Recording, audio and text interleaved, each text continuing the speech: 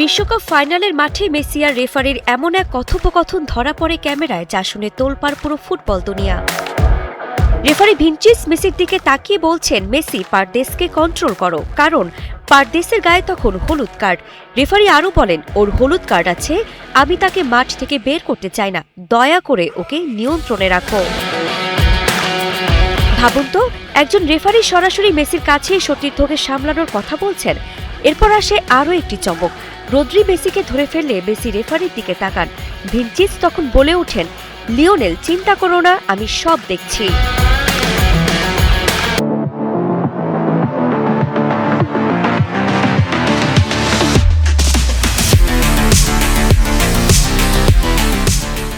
এদিকে ফুটেজ প্রকাশের পরই শুরু হয় তুমুল বিতর্ক।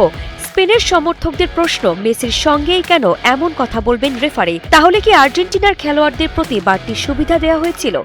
আসলে এই প্রশ্নটা অনেকের মনেই ছিল। যদিও এই কয়েক সেকেন্ডের ভিডিও দিয়ে পক্ষপাত প্রমাণ করা যায় না, কিন্তু একটা কথা সত্যি, বিশ্বকাপ ফাইনালের আসল নাটকটা হয়তো ক্যামেরার সামনে শেষ হয়নি। আপনার কি মনে হয়? কমেন্টে জানান।